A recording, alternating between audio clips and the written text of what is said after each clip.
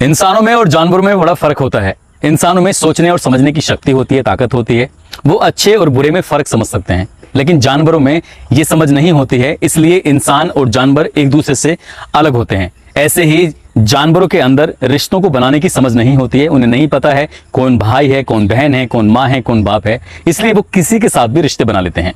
लेकिन इंसानों के अंदर रिश्ते बनाने की ताकत होती है, क्षमता होती है। उन्हें पता होता है कि ये रिश्ता सही है या रिश्ता गलत है। आज की जो सच्ची घटना मैं आपको सुनाने जा रहा हूं, इस सच्ची घटना में कुछ ऐसा ही होता है। एक लड़के ने और एक लड़की ने एक ऐसे रिश्ते को जन्म दिया जिस रिश्ते को ना समाज, ना परिवार, ना कानून कोई भी इजाजत नहीं देता है। और जब इस रिश्ते के बारे में समाज को पता चलता है, लोगों को पता चलता है, तो लोग बहुत ज्यादा परेशान हो जाते हैं। उन्हें पुलिस की खुलासे पर यकीन ही नहीं होता। उन्हें लगता है कि जो पुलिस ने खुलासा किया है वो झूठा है, मगर जो पुलिस ने खुलासा किया था वही सच था। आदाब, नमस्कार, सत श्री अकाल। मैं उस्मान सैफी। आज की जो सच्ची घटना मैं आपको सुनाने जा रहा हूं, ये सच्ची घटना है उत्तर प्रदेश का एक जिला है बिजनौर। दरअसल इसी बिजनौर जिले का एक रेहड़ एक इलाका है, एक गांव है। यहां की रहने वाली एक लड़की 21 दिसंबर 2017 को अचानक घर से गायब हो जाती है।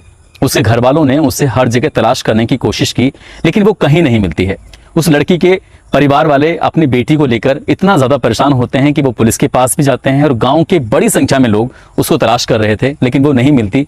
लगभग 24 घंटे बीतने के बाद पुलिस का घर वालों के पास फोन पहुंचता है कि तुम्हारी बेटी जिम नेशनल कार्बेट पार्क है, उसके सीमा से बिल्कुल लगी हुई उसकी लाश पड़ी हुई है। घर वाले पहुंचते हैं, गांव वाले पहुंचते हैं, पुलिस वाले पहुंचते हैं और उस लड़की को देखकर हर किसी की हालत खराब थी। दरअसल उस लड़की को पुलिस ने कब्जे में लिया और कब्जे में लेने के बाद पोस्टमार्टम कराया। जब पुलिस ने उसका पोस्टमार्टम कराया तो पोस्टमार्टम से पता चलता है कि उसने कुछ जहरीला पदार्थ खाया था, साथ ही किसी ने उसका गला घोंटकर उसकी हत्या कर दी है। और इसके अलावा इससे भी बड़ी परेशान करने वाली बात यह थी कि उस लड़की के पेट में लगभग 4.5 महीने का एक बच्चा था। अभी उसकी शादी नहीं हुई थी। ये बच्चा किसका था, बस यही एक सवाल था जो लोगों को परेशान कर रहा था। जब लोगों को परेशान कर रहा था तो घर वाले क्या, परिवार क्या, रिश्तेदार, समाज, सभी लोग यही जानना चाहते थे कि आखिरकार इस लड़की के, जिसका नाम है नमिता कौर, उसके पेट में किसका बच्चा पल रहा था। घर वाले परेशान थे। पुलिस वाले इस मामले की जांच पड़ताल में जुट जाते हैं और लगभग पुलिस ने 20 से ज्यादा लोगों को हिरासत में लिया। उनसे पूछताछ की। सभी लोगों से जब पूछताछ कर रहे हैं तो कोई ऐसा सबूत नहीं मिलता है जिसके आधार पर ये कह सकें कि इन्होंने इसको जहर दिया है और जहर देने के बाद इसका गला घोंटकर इसकी हत्या कर दी है। अब पुलिस वाले अपनी जांच पड़ताल में लगे हुए थे, तभी एक बच्चा पुलिस वालों के पास आता है और आकर कहता है कि अंकल, आप जिसको तलाश कर रहे हैं इनमें नहीं है बल्कि कोई और है। पुलिस वाले उस बच्चे की बात को शुरू में गंभीरता से नहीं ले रहे थे, लेकिन उस बच्चे ने जो बताया वो वाकई परेशान करने वाला था, चौंकाने वाला था। बच्चा बताता है कि इसी घर का, इसी फैमिली का एक लड़का है जो बीकॉम फाइनल ईयर का स्टूडेंट है, कमलजीत सिंह उसका नाम है, जो कि एक स्टूडेंट भी है। और उस बच्चे ने, जिसकी उम्र ज्यादा नहीं थी, 8-9 साल के आसपास था, उस बच्चे ने इस नमिता कौर को एक दूसरे के साथ आपत्तिजनक स्थिति में देख लिया था, एक दूसरे के साथ संबंध बनाते हुए देख लिया था।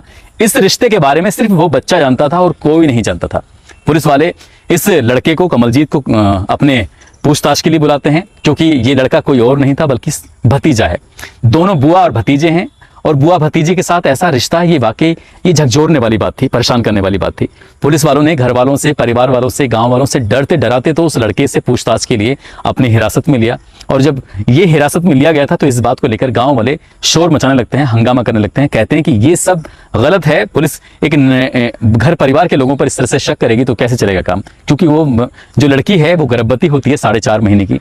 कमलजीत से जब सख्ती से पूछा जाता है, उससे बातचीत की जाती है, तो बताता है कि साहब गांव की एक लड़की से उसे मोहब्बत थी और वो उस लड़की के साथ अपनी बुआ से बार बार बातें करता था, कहता था कि मुझे ये लड़की अच्छी लगती है, मैं इसके साथ जाना चाहता हूँ, इसके साथ मिलना चाहता हूँ, बुआ मेरी मदद कर दो।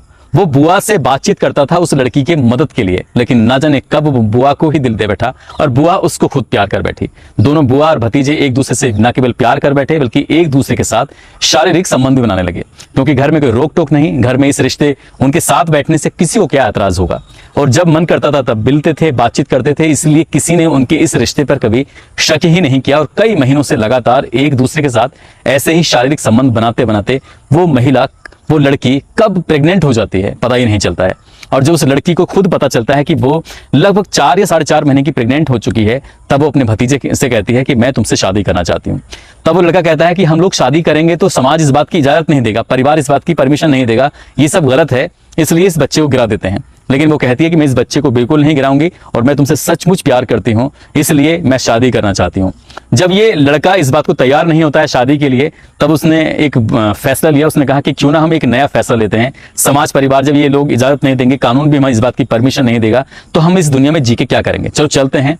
फिर वो लड़का उस लड़की को बहला फुसला कर अपनी बुआ को लेके जाता है जंगल की तरफ, और वहां ले जाने के बाद उससे कहता है कि हम दोनों अपनी जिंदगी हमेशा हमेशा के लिए खत्म कर लेंगे, इसलिए मैं तुम्हारे लिए कुछ जहरीला पदार्थ लाया हूं, पहले मैं खाऊंगा बाद में तुम खाना। तो लड़की कहती है नहीं, पहले मैं खाऊंगी बाद में तुम खाना। काफी देर इन दोनों में बहस भी होती है। बहस होते होते लड़की जीत जाती है, टॉस करते हैं और टॉस करने पर बुआ का नंबर आता है। हालांकि लड़का यही चाहता था कि बुआ ही खाए, क्योंकि उसने प्लानिंग के साथ ये सब काम किया था। बुआ ने जहरीला पदार्थ खाया और जहरीला पदार्थ खाने के बाद उसकी हालत बिगड़ने लगी, और जब वो हालत बिगड़ रही थी, वो शोर मचा रही थी, तब उसने उसके मुंह में कपड़ा ठूंस दिया, और कपड़ा ठूंसने के बाद उसका गला दबाया और हत्या कर दी। उस लाश को वो वहीं छोड़ देता है और वहां से घर आ जाता है। एकदम नॉर्मल जिंदगी जी रहा था।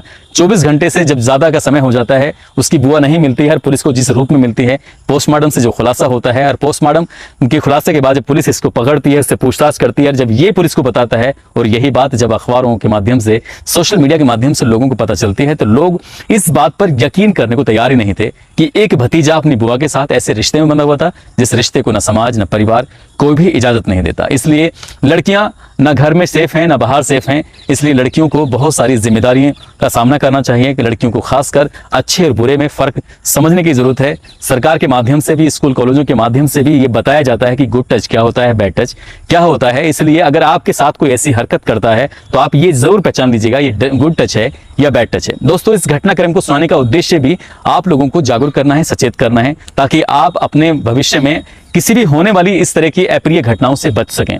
दोस्तों, अपना ख्याल रखें, सुरक्षित रहें। जय हिंद, जय भारत।